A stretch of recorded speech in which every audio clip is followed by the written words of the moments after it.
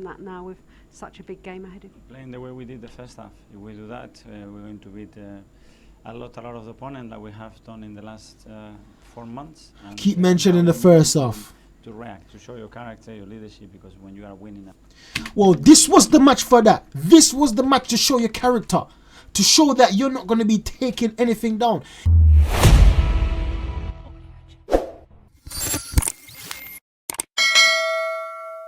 What an absolutely shocking performance from the boys today.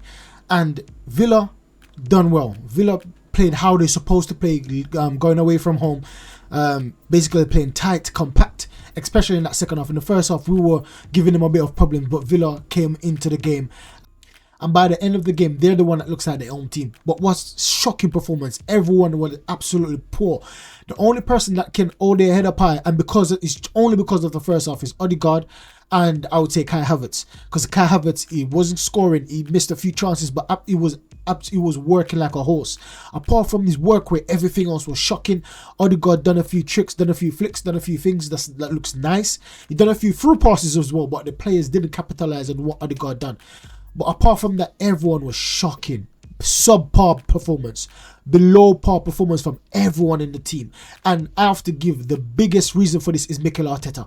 Mikel Arteta, for me, I was saying from the Champions League match, we need Tomiyasu on that left-hand side. I don't see why we're playing Zinchenko. Everyone could have agreed. There's no one in the fan base that could say that they wanted Zinchenko to play in this match, or they wanted him to play against Bayern. If you say that, man, I don't know what you're watching if you said you want Zinchenko to be in your defence after how we know Zinchenko's been performing this season. Kivio the same. We wouldn't want Kivio to be playing in our defence when we saw him playing how we played against Bayern. Not that he's rubbish, not that he's any worse than anyone else. It's just the pace. We're playing against Diab, we're playing against Bailey. You can't have players that hasn't got pace to be tracking back and marking these players. So it's obvious to me. And I thought that would be obvious to Arteta that we need Tomiyasu at the left back. Now I understand that Zaniolo was giving White problems. It was absolutely taking him on. It was being strong. It was winning most of the balls that came over on that side. It's just shielding Benjamin White off like he was a pawn, like he's nothing. I'm thinking, this is not Benjamin. What's going on? This is not the Benjamin White we've been accustomed to all season. The player that I've been saying is the best performer, our best improved player, the most improved player for us. He's just pawning him off like he's like, stay back, mate. Just relax. That's how I feel. That's when I was watching that match. I feel so embarrassed for Benjamin White. It's not because he's been worse than anyone else. It's just the level that he set himself this season. Everyone was shocking. Zinchenko, I didn't expect any much, but I didn't expect better from Zinchenko. I don't know what's wrong with Arteta. For me, Arteta deserves a 0 rating in that match. Absolutely 0. Shocking lineup.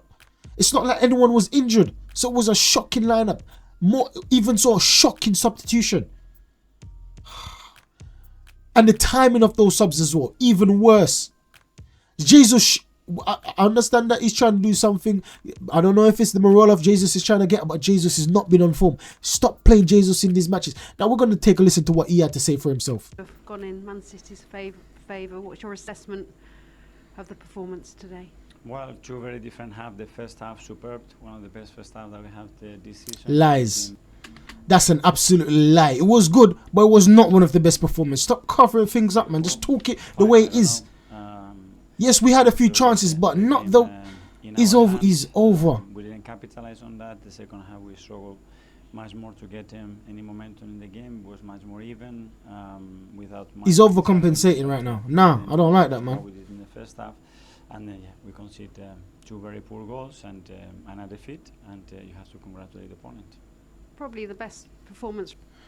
I don't like the way he does that sometimes. Just be honest, man. We've been shocking. We were poor.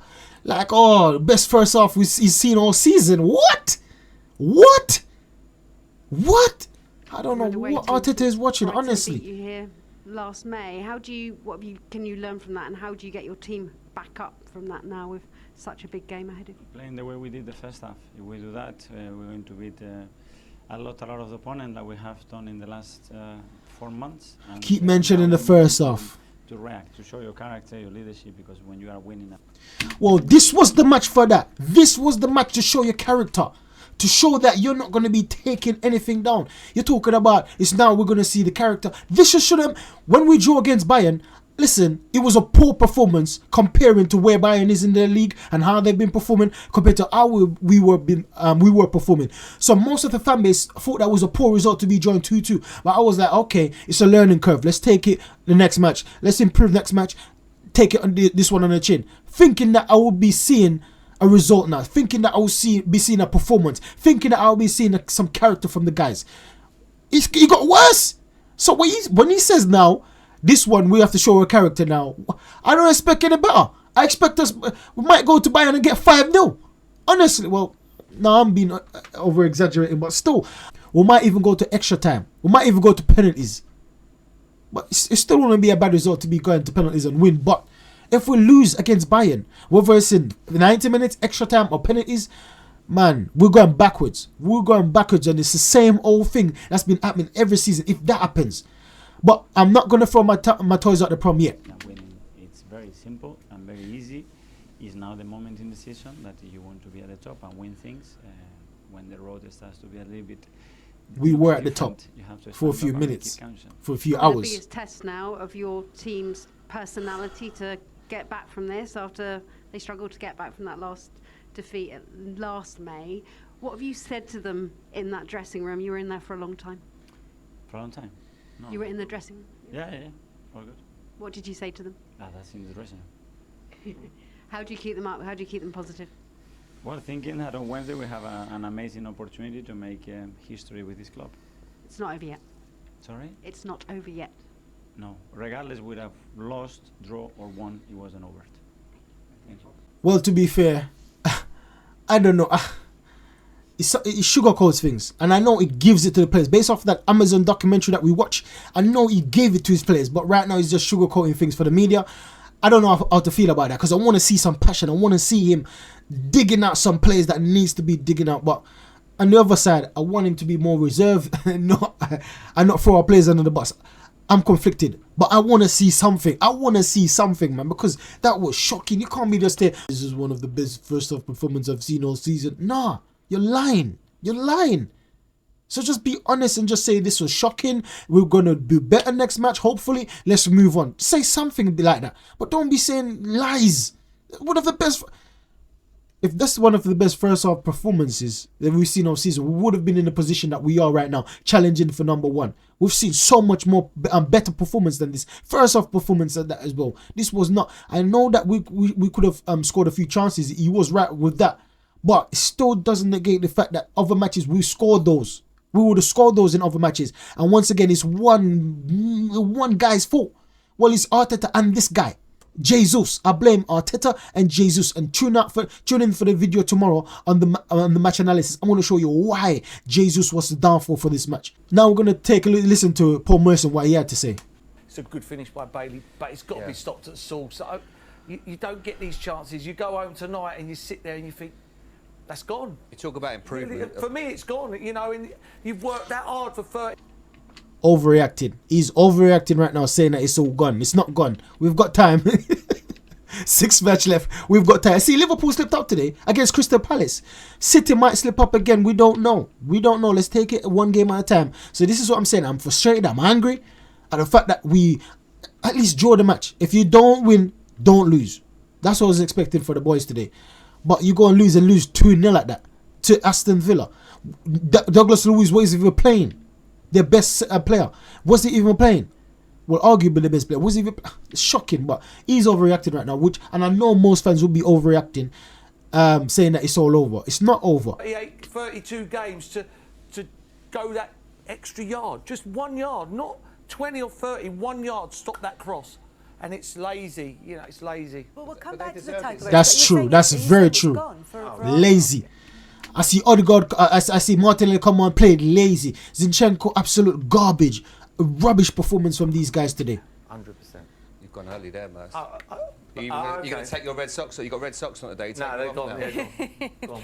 Gone. They're on the barbecue. He knows he's overreacting. He knows. We'll come back to that title race. So we'll get your reasoning. As well, Do you think? Well, but they have put themselves in a fantastic. This ain't no laugh. This is no joking matter, man. As well. Yeah. Tottenham have still got to play. I think they've got to play Arsenal and Liverpool. Is it Arsenal and Man City or Arsenal and Liverpool? Yeah. Tottenham have got to Arsenal, play. Man City. Yep. Oh, Arsenal, three. Man- All three of them. Man Yeah, City all have three. to go to Yeah, they've got to play all three of them. Yeah. Tottenham. It's not over yet. It's not. It ain't over, but they got to play all three of them teams. I mean, that's a big Champions ask, League big ask. games. We've seen today. We all do it as pundits. We predict. You can see Mercer is angry. You can see him fidgeting, looking around. He's angry, don't know how to express himself. But I feel it for you, Mercer. I feel it, man. Today, I had 2 banker home wins. It doesn't work like that. This is the pressure time of the season.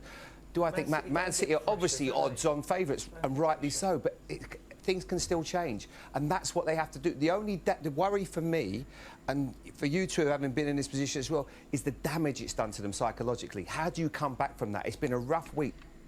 And as I said, drawing against Bayern, you expect us to come back against Villa. Now, we lost against Villa. How are we going to come back against Bayern? One of the most experienced team in the Champions League. Going toe-to-toe with them. Muller might be playing one of the most experienced player within the experienced team in Champions League.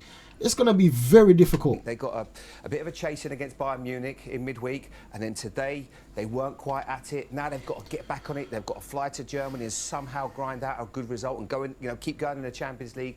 This is the question marks for both of these sides now, for Liverpool and Arsenal, how they bounce back from this adversity they've had today. So after a match like that, I was expecting Declan Rice. Declan Rice was shocking as well. I was expecting Declan Rice to galvanise the team, say, listen boys, let's go again. Let's go again. Forget about Champions League. Now we're Prem.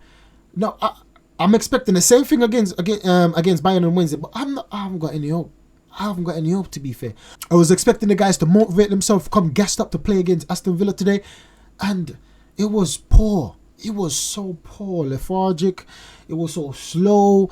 It was just a shocking performance from the guys today, and I did not expect this. I expected to see a bounce back. I expected to see some fight, some grit, albeit as what Arteta said in the first half, they did try a few things, but once again it was not good enough. And then once our plan A don't work, it's like we don't know what to do.